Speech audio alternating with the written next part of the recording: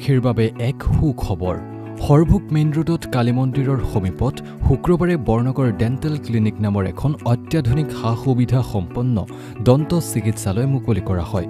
হৰভোগ ৯ নং ৱাৰ্ডৰ দুগ্ধ বিপণী গীতিকা ষ্টৰৰ ওপৰ মহলাত অৱস্থিত এই ডেণ্টেল ক্লিনিকত অভিজ্ঞতা সম্পন্ন ডেণ্টেল চাৰ্জন ডাক্তৰ ঋতুৰাজ বৰ্মনৰ লগতে অন্যান্য স্পেচিয়েলিষ্ট দন্ত চিকিৎসকো আগবঢ়াব চিকিৎসা সেৱা।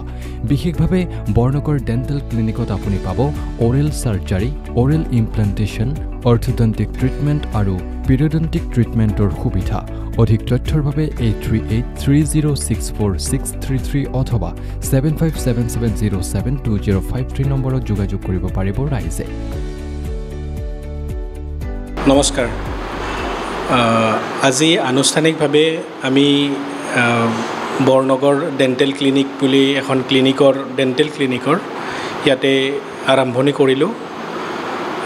সমূহ হৰভোগবাসীলৈ অনুৰোধ যাতে ইয়ালৈ আহে আৰু ইয়াতে বিভিন্ন ধৰণৰ চিকিৎসাৰ আমি সা সুবিধা কৰিছোঁ। বিভিন্ন ধৰণৰ অত্যাধুনিক সা সুবিধা অনাগত দিনত মই আৰু ইয়াত উপলব্ধ কৰাম আৰু যথেষ্টখিনি ইয়াত ৰাইজৰ উপকৃত হ'ব বুলি ময়ো আশা ৰাখোঁ। ইয়াৰে চিকিৎসাসমূহ দাঁত ধৰকচোন আপোনালোকৰ তেৰা বেকা দাঁত থাকিলে সেইবিলাকো চিধা কৰা, দাঁত লগোৱা, দাঁত উঠোৱা, বিভিন্ন ধৰণৰ সা সুবিধা থাকিব। অনাগত দিনত লেজাৰ বা ইমপ্লাণ্টলজি এতিয়া ডেণ্টেলৰ এটা মষ্ট পপুলাৰ এটা বস্তু। নোহোৱা দাঁত, এটা খালী থকা দাঁতবিলাক আমি ৰিপ্লেচ কৰাৰ কাৰণে ইমপ্লাণ্ট এটা নতুন টেকন'লজি, সেই টেকন'লজিও আমি ইয়ালৈ আনিম অনাগত দিনত। গতিকে সমূহ হৰভোগবাসী ৰাইজক অনুৰোধ জনাওঁ যে এবাৰ আহক, আমাৰ ইয়াত জড়িত হওক।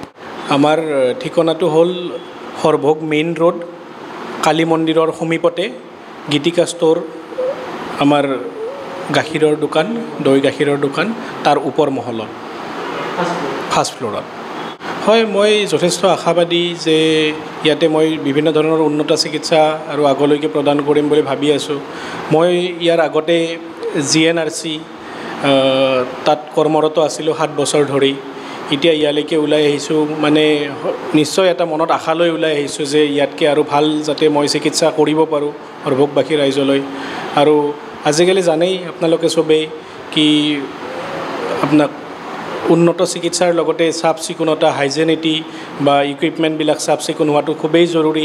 ভাল পৰিৱেশ এটাৰ, সুস্থ পৰিৱেশ এটাৰ খুব জৰুৰী। তো সেইটো এটা ইয়াত মই দিবলৈ চেষ্টা কৰিছোঁ, ভাল এনভাইৰনমেণ্ট এটা। গতিকে মই খুব আশাবাদী। নিশ্চয় নিশ্চয় পজিটিভ ভাইব এটা, ইনষ্ট্ৰুমেণ্ট পাতিৰ পৰাই হওক বা তাত ষ্টেৰিলাইজেশ্যনৰ দিশৰ পৰাই হওক, মই গোটেইবিলাক দিশতে যথেষ্টখিনি গুৰুত্ব দিছোঁ।